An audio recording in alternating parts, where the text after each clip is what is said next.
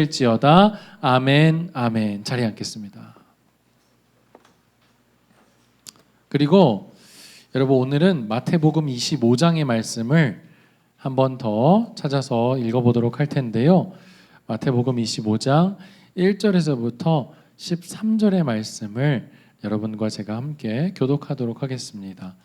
성경이 있으신 분들은 성경을 찾으시고, 성경을 가지고 있지 않은 친구들은 앞에 있는 자막을 보면 될 텐데, 여러분, 다음 주에는 우리가 이따 전도사님이 또 광고해 주시겠지만 언플러그드 예배를 드릴 거예요. 그래서 최소한의 것들로 하나님께 집중하며 드리는 예배이기 때문에 자막이 없어요. 그러니까 다음 주에, 여러분, 다음 주뿐만 아니라 우리 사실 매주마다 성경책을 가지고 나와야 되는 게 맞는데, 다음 주에는 더더욱 여러분 꼭 성경책을 준비하여 주시기를 부탁드리겠습니다. 찬송가가 붙어있는 성경책을 꼭 준비해 주세요. 아시겠죠?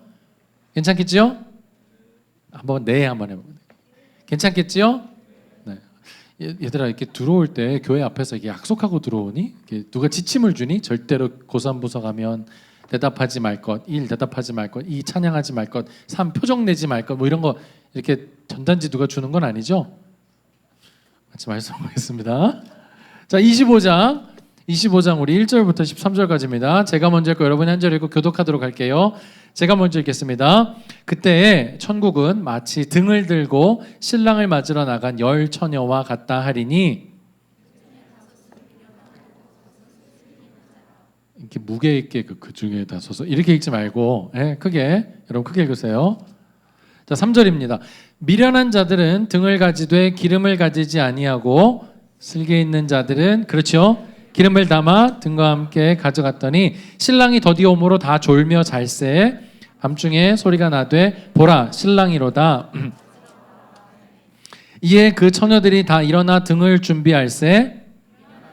슬기 있는 자들에게 이르되 우리 등불이 꺼져가니 너희 기름을 좀 나누어 달라. 슬기 있는 자들이 대답하여 이르되 우리와 너희가 쓰기에 다 부족할까 하노니 차라리 파는 자들에게 가서 너희 쓸 것을 사라 하니, 신랑이 오므로 그 후에 남은 처녀들이 와서 이르되 주여 주여 우리에게 열어 주소서.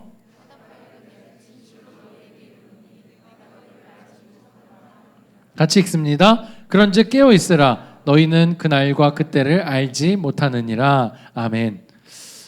여러분, 오늘 요한계시록의 말씀은, 오늘 4번의 요한계시록의 말씀의 이제 마지막 장이고요. 사실 우리가 읽은 21절과 20절과 21절은 에필로그에 해당합니다. 그러니까 서론본론 결론 안에 있는 내용은 아니지만 그럼에도 불구하고 굉장히 중요한 하나님의 말씀이요 성경의 내용이에요. 진리의 말씀입니다.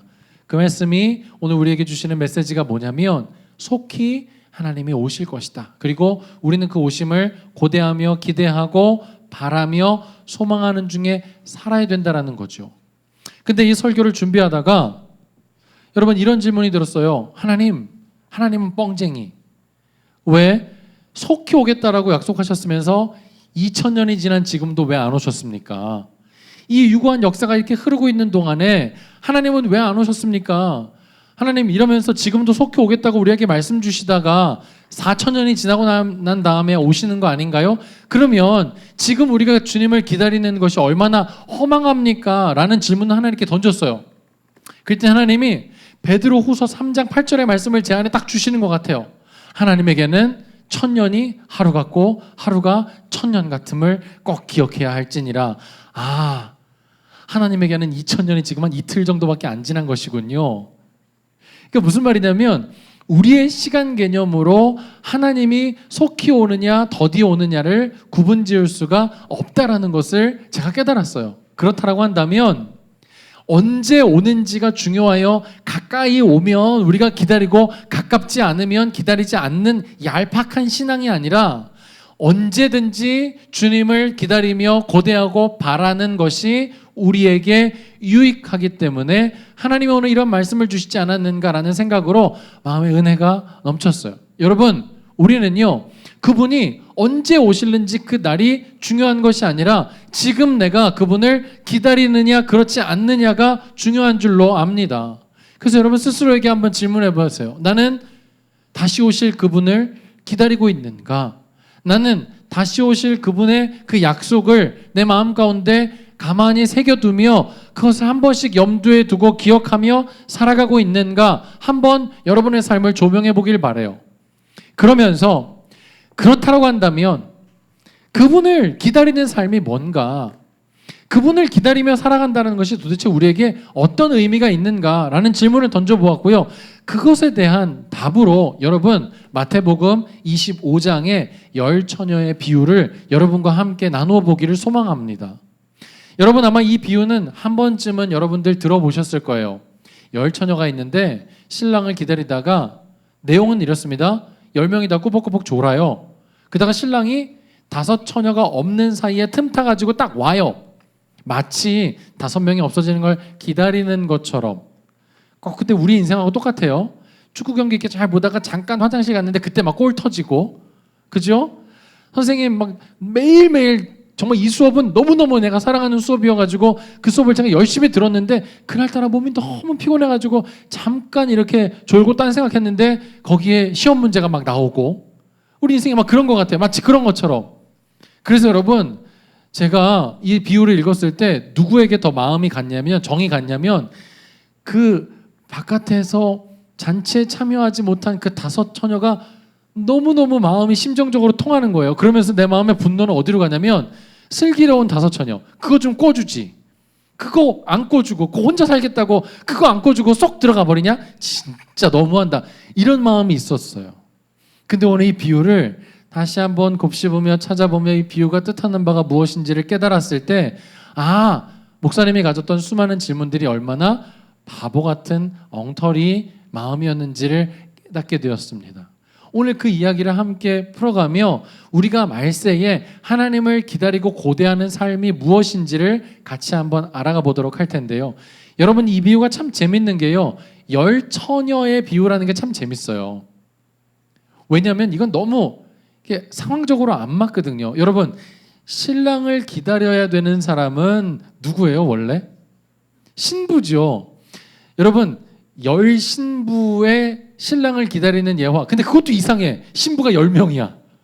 그것도 이상하죠. 의도적으로 이 비유에서는요, 확실하게 신랑을 기다리는 완전히 신랑에게 속하여진 한 사람 신부는 의도적으로 감춰놨어요. 재밌지 않나요? 그리고 나서 이 열 처녀는 누구를 뜻하냐면 들러리 정도로 여러분들이 생각하면 돼요. 들러리. 그래서 처녀예요. 여러분 들러리들은 결혼을 했어요? 안 했어요? 여러분 아직 들러리 안 써봐서 모르죠? 들러리는 결혼을 안 한 처녀들이에요. 그리고 신부 옆에서 신부를 함께 도우며 이제 그 마음에 소망이 있는 거지. 어떤 소망일까요? 나도 이제 곧 신부가 될 거야 라는 소망이 있는 사람들이에요. 근데 왜 하나님이 이 비유를 통해 신부를 감춰놨을까 고민을 한번 해볼 때 이런 생각을 할 수 있겠더라고요. 아, 어쩌면 이 열 처녀가 우리일 수 있겠다. 우리는 여러분 구원을 받았고 확실한 천국이 우리 안에 약속되어 있지만 또 다른 측면으로는 그 구원이 마치 우리에게 완전히 이루어지지 않은 것처럼 생각하여 열심히 달려나가야 하는, 확실한 천국이 우리에게 보장되어 있지만 그 보장되었다라는 것이 내가 어떻게 살아도 마음대로 살아도 그것이 우리에게 그냥 거저 떨어지는 게 아니라 그것을 이루기 위해서 우리가 수고하며 발을 구르고 페달질을 하면서 앞으로 나아가야 하는, 그래서 모호하고 막연하여 아직 우리가 우리의 미래에 대해서 알지 못하는 열 처녀와 같을 수 있겠구나라는 생각을 한번 해보게 되었어요. 근데 여러분 이 비유가 사실은 어떤 내용 다음에 25장이 어떤 내용 다음에 나온 줄 아십니까? 24장 다음에 나왔어요. 근데 24장은 이 마지막 날 말세에 어떻게 막 그 아주 도둑같이 임하여서 노아의 때처럼 장가가고 시집가고 먹고 마시고 일상적인 삶을 그게 다인 것처럼 살아가는 사람들이 직면하게 되는 말세의 황당함을 경고하고, 그리고 여러분 24장 마지막 절은 이렇게 되어 있습니다. 어미 때리고 외식하는 자가 받을 벌에 처하리니 거기서 슬피 울며 이를 갈리라. 다른 표현으로 하면 겉으로 보여질 때는 우리가 다 신앙생활하는 것처럼 종교생활하는 것처럼 보이지만 결국에는 이 당시의 종교 지도자들, 한 명도 하나님의 나라의 잔치에 천국에 들어가지 못할 종교 지도자들을 향한 엄중한 경고와 함께 천국이 어떤 곳인지를 알려주는 비유로 25장이 나온 거예요.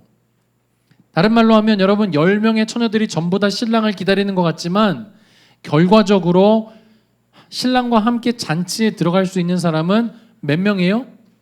5명밖에 없다는 거예요. 그 들어갈 수 있는 사람을 슬기로운 처녀라고 성경은 이야기하고 있고요. 못 들어가며 슬피 울면서 바깥에 있는 사람을 미련한 처녀라고 구분짓고 있습니다. 그리고 13절에 여러분 결론처럼 뭐라고 말하냐면 이렇게 말해요. 성경에서는 깨어있으라. 깨어있으라. 그래서 여러분 이 결론을 너무 속단하며 우리의 삶에 적용하게 되면 우리가 깨어있어야지. 깨어있어야지. 내가 정말 이 땅을 살아가며 착하게 살아야지. 그리스도인으로 내가 최선을 다하여 살아야지 라는 어떤 면에서는 윤리적이고 도덕적으로 적용하게 된다는 것이죠. 그리고 여러분 깨어있어야 된다는 게 결론이라면 중간에 10처녀 중에 5처녀는 졸고 5처녀는 깨어있어야 되는 게 맞잖아요. 근데 너무 감사하게도 10처녀가 다 어때요? 다 졸고 있어요. 얼마나 위로가 되는지 몰라요. 여러분 모두 다 연약한 사람들이라는 거예요. 슬기로운 자나 미련한 자나 다 연약한 육신의 연약함을 다 갖고 있다는 거예요. 이 말씀이 목사님한테 얼마나 위로가 되는지 몰라요. 그렇구나. 좋을 수도 있구나. 꾸벅꾸벅 졸기도 하는구나. 천국에 들어갈 슬기로운 자들도 이렇게 연약함으로 인해서 괴로워하는구나.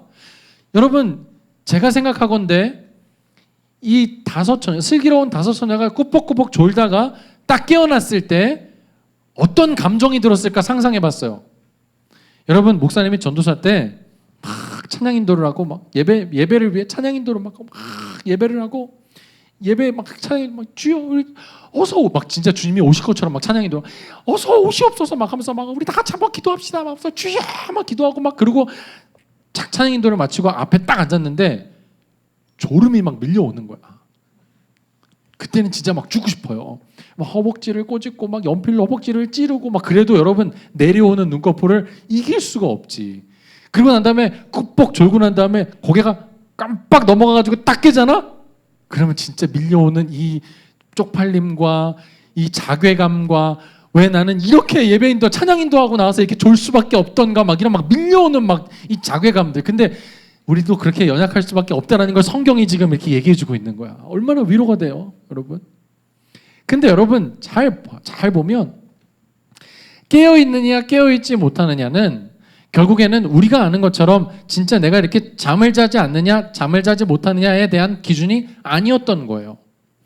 이 기준 자체는 뭐냐면 5처녀는 기름을 준비하고 있었고 5처녀는 기름을 준비하지 못했다라는 거죠. 이게 뭘 뜻할까요? 왜 5처녀는 기름을 준비했고 왜 5처녀는 기름을 준비하지 않았을까요? 얼핏 생각하면 신랑이 더디오는 걸 잘 미리 예견하고 미리 준비성 있게 이렇게 엑스트라 오일을 준비하는 게 우리의 삶에 필요하니까 오늘 말씀을 통해서 우리는 앞으로 이뤄질 일이 잘 모르니까 유비무환해야 된다. 이게 성경이 우리에게 말하는 메시지일까요? 그렇지 않아요. 여러분 이때 당시에 결혼 예식을 잠깐 살펴보면 왜 이 처자들이 기름을 더 준비했는지를 깨달아 알게 되는데 지난번에도 잠깐 여러분 말씀드렸지만 이스라엘의 유대의 결혼식은요 2번 한다고 그랬어요. 첫 번째 신랑이 신부 집에 와서 약정서와 함께 지창금을 신부의 아버지한테 주고 신랑은 어떻게 하죠? 다시 돌아갑니다. 그래서 그 시간이 대략적으로 약 1년 정도가 되는데 이때 신부는 신부 수업을 받고 있는 거야. 그리고 신랑은 집에 가서 뭘 한다고 그랬죠? 집을 짓는다고 그랬어요. 그래서 이스라엘에 지금 이렇게 성지 탐방을 가면은요 1세기에 사람들이 살던 집 내용의 구조를 보면 돌을 지어가지고요 옆으로 확장해어 덧붙여진 집들이 계속 옆으로 있어요. 그러니까 새로운 가정이 태어날 때마다 이 남자들은요 그 옆에 돌담을 계속 쌓아가며 집을 짓는 거야. 그러다가 어느 날 그 아들을 보면서 아버지가 그러지요. 됐다. 이제 네가 가서 신부를 데리고 오도록 하거라 라고 하면 신랑이 이제 끝이네 할까요? 아니면 기쁜 마음으로 한 걸음에 달려가서 막 소문을 내고 내가 갈 거라는 것을 막 알릴까요? 당연히 후자죠. 그래서 신부와 들러리는 그 마을 사람들은요, 신랑이 오는 것에 대해서 알고 있었어요. 그러면 신랑이 이제 딱 가잖아요. 그럼 거기서 함께 한 7일 정도의 결혼 예식을 한다는 거예요. 잔치를 벌이지요. 그게 바로 요한복음 2장에 나오는 가나의 혼인잔치예요. 그러면 그 잔치가 끝나고 나면 신랑과 신부는 어떻게 하는 거예요? 다시 신랑의 집으로 뭘 해야 돼요? 터닝 백 해야지. 와야지. 거기 계속 살 거 아니잖아. 신랑이 여기서 머물러 살지 않잖아요. 신부가 여기 계속 있는 게 아니잖아. 데리고 어디로 해요? 신랑 집으로 온다는 거죠. 그 말은 무슨 말이냐면 이 10처녀 중에 5처녀는 실제로 자기가 신부가 아님에도 불구하고 자기가 이제 결혼하게 되면 신랑과 함께 내가 이 집을 떠나 신랑의 집으로 가야 되는 그 삶을 미리 준비하며 그것을 염두에 두고 살아가는 삶이라는 것이에요. 그 엑스트라 오일은 신랑이 조금 늦으니까 더 많이 준비해 놓고 있는 그런 기름이 아니라 다시 신랑과 함께 불을 밝히며 신랑의 집으로 돌아가기 위해 준비가 되어 있는 모습이라는 것이죠.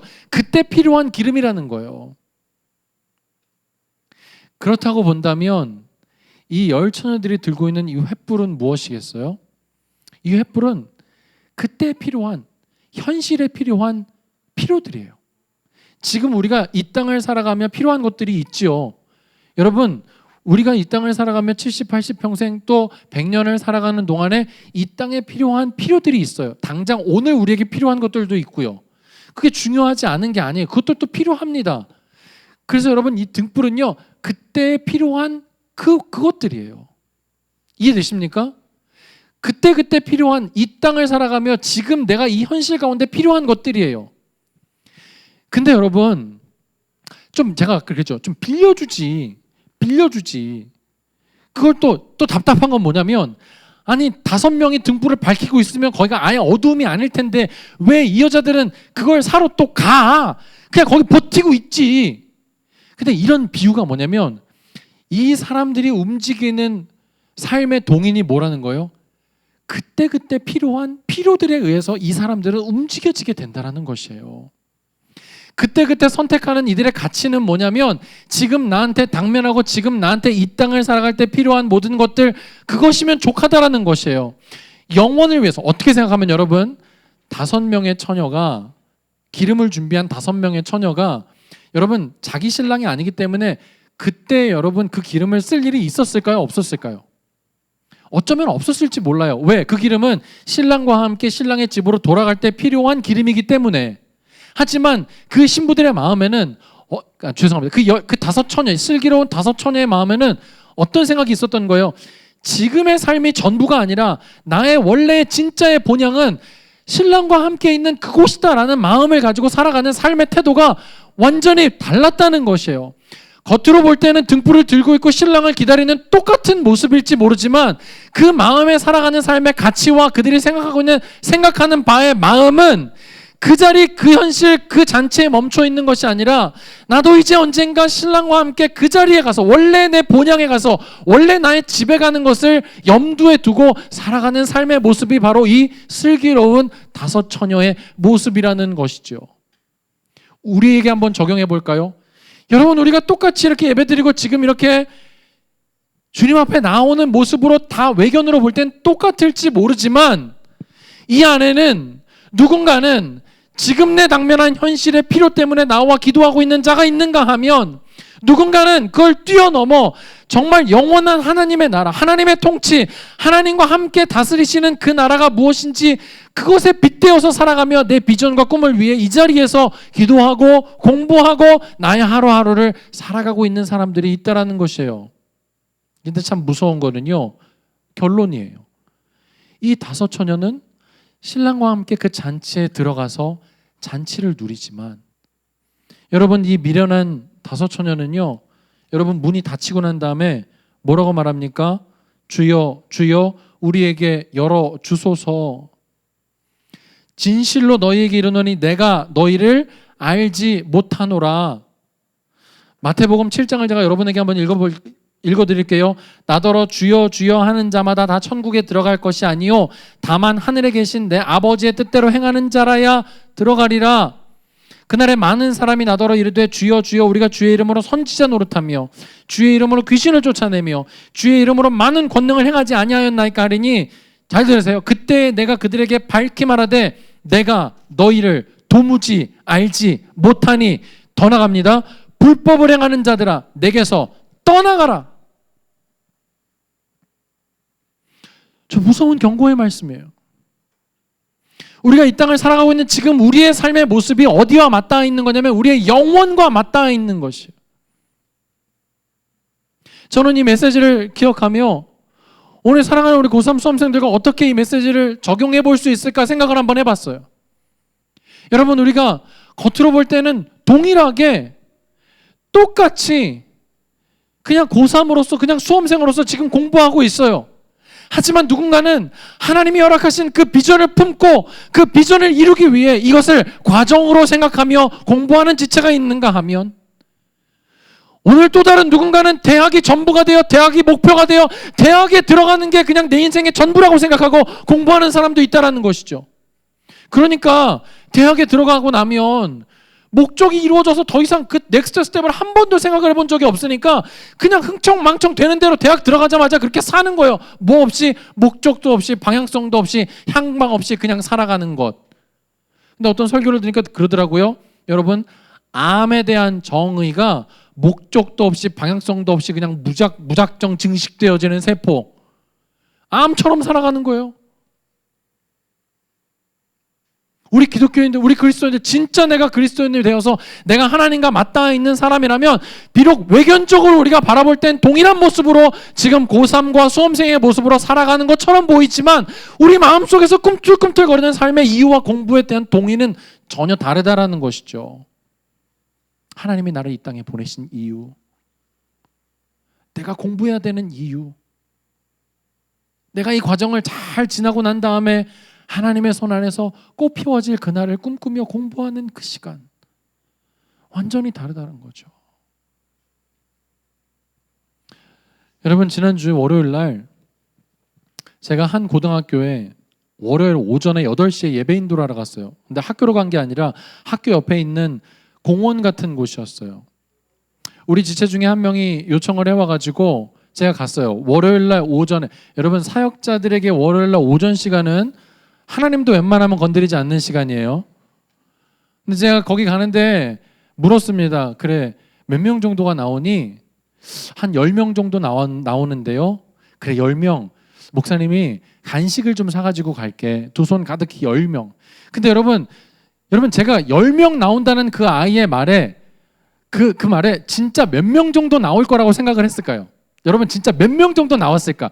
목사님, 한 10명쯤 나오는데 모르겠어요. 얼만큼 나올지. 그 말에 몇 명이 나왔을까? 월요일 날 오전 8시에 출근이 아니지, 등교하는 그 시간에 몇 명이 나왔을까? 예배 드리러. 몇 명이 나왔을까요? 2명? 3명? 근데 제가 기도했어요. 하나님, 한 5명쯤은 나오지 않을까요? 하나님, 5명만 나오면 땡큐. 근데 하나님은 항상 우리의 기도보다 넘치게 주시는 분이에요. 6명이 나왔어요.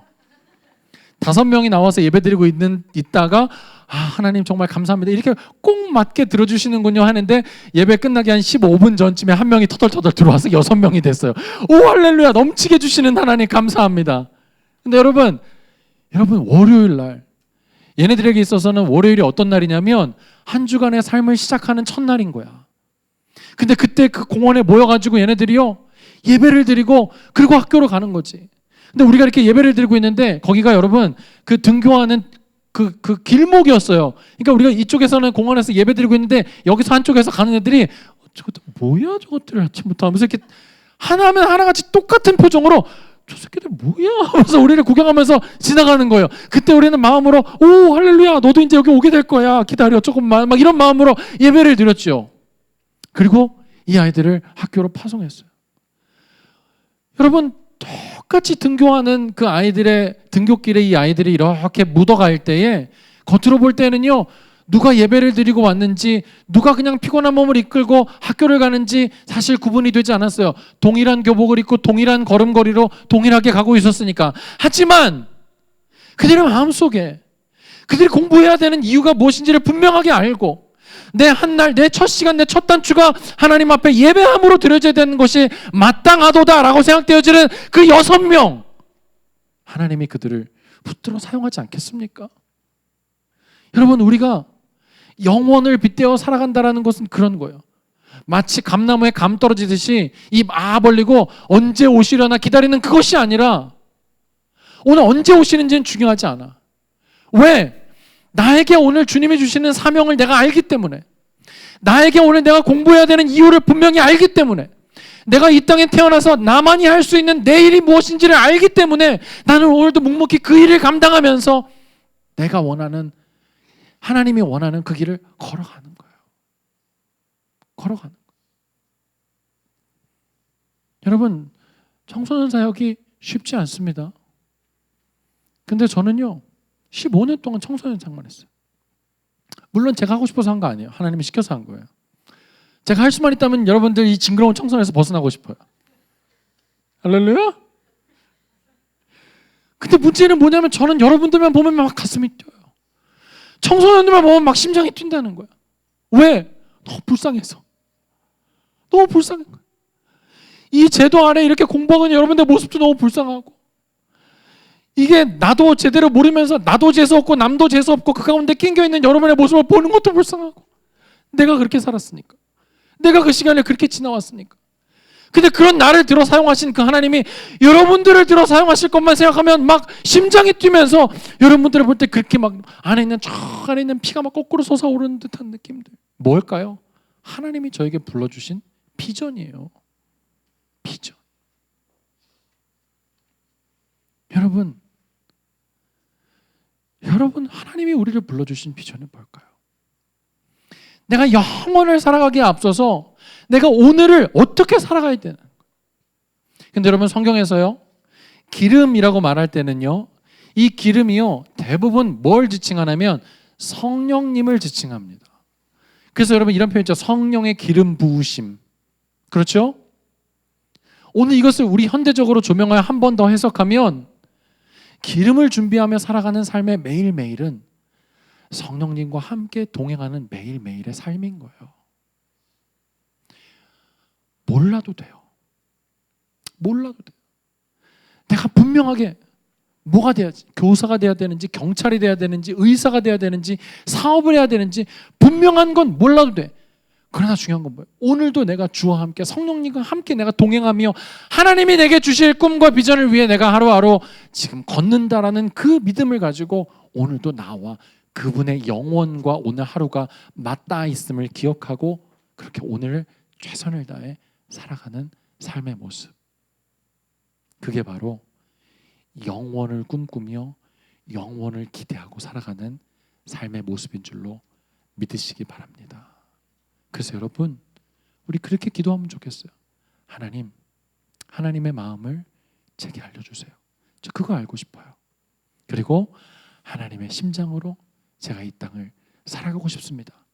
언제 막 주님 오시는 그날, 영원한 그날? 아니, 오늘. 언제? 오늘? 아니, 지금 이 순간 내가 주님을 의지하여 살아가길 소망합니다 라고 그분께 기대며 살아가는 그것이 바로 다시 오실 주님을 기다리며 살아가는 우리의 모습인 줄로 믿으시기 바랍니다. 유명한 영화의 여러분 대사가 있는데 아마 여러분들 못 봤을 영화예요. 아저씨라는 영화에 니들은 내일을 보고 살지 나는 오늘만 보고 산다. 이런 영화 대사가 있어요. 다 씹어 먹어버리겠어. 이런 영화의 대사가 있어요. 하지만 거기에 앞서서 우리는 뭘 해요? 우리는 이 순간 주님을 의지하며 성령님과 함께 걸어가고 있다는 것 기억하시길 바라요. 오늘 설교에 앞서서 목사님 뒤에 앉아가지고 그렇게 기도했어요. 하나님, 힘들어요. 나는 힘 주실 줄로 믿습니다. 오늘도 이 설교하는 중간에 하나님께서 함께 해주세요. 저와 함께 해주시고 우리 아이들과 함께 해주세요 라고 기도하고 그리고 올라왔어요. 그리고 목사님 설교 끝나면 항상 기도해요. 하나님, 오늘 제가 헛소리한 거 있다면 다 지워주시고 온전한 것만 남게 해주세요. 매일 그렇게 기도해요. 이런 기도의 설교를 듣고 자란 여러분들이 하나님의 놀라운 꽃들처럼 피어나게 될 줄로 믿습니다. 아멘 한 번만 해줘봐. 제발 부탁이야. 여러분 믿습니다. 아니, 한 3명 안 했어. 그냥 한 번만 해줘. 제발 부탁이야. 아니, 와가지고 아멘이라도 한 번 하고 가야지. 그냥 갈 수 없잖아. 여러분, 그렇게 꽃이 피어질 줄로 믿습니다. 아멘. 준아야 고마워. 그래서 여러분, 오늘 우리가 함께 찬양할 텐데 꽃들도라는 찬양을 할 건데요. 여러분, 오늘 이 찬양의 꽃들도는요, 원래 있잖아요, 이 잔잔한 피아노와 함께 다 죽어가는 목소리로 찬양하라 이렇게 불러야 되는 거라고 저는 생각하고 있었는데, 오늘 이 찬양을 이렇게 파워풀하게 부를 수 있다는 게 정말 엄청나게 새로웠어요. 특별히 여러분, 2절 가사가 어떤 줄 아세요? 그날에 하늘이 열리고 모든 이가 보게 될 거래요. 그리고 마침내 꽃들이 피고 영광의 주가 오실 거래요. 여러분, 저는 여러분들이 꽃이라고 생각해요. 여러분들이 꽃들이에요. 그리고 여러분들이 꽃들이 피어날 거예요. 여러분, 옆 친구를 살짝 한번 보세요. 무슨 꽃이에요? 호박꽃이요? 무슨 꽃이에요?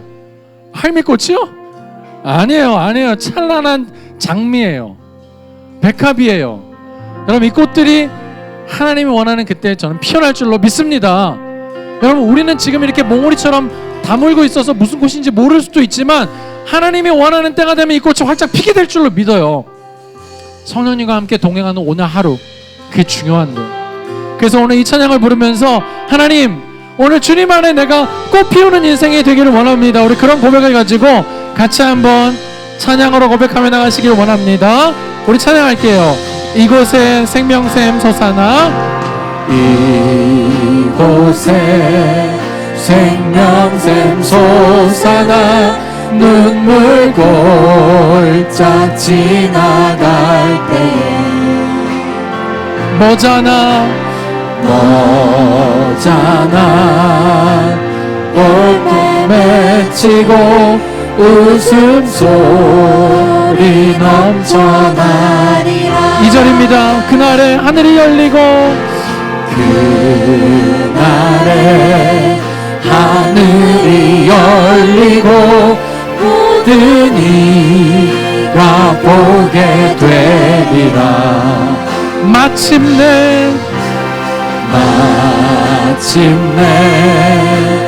꽃들이 피고 영광의 주가 오시리라. 영광의 주가 오시리라. 영광의 주가 오시리라. 아멘. 주여 오시옵소서. 꽃들도 구름도 바람도 넓은 바다도 찬양하라 예수를. 하늘을 울리며 노래해 나의 영혼아. 은혜의 주 꽃들도 구름도 바람도 넓은 바다 모든 만물이 찬양하라 예수를. 하늘을 울리며 노래해 나의 영혼아. 은혜의 주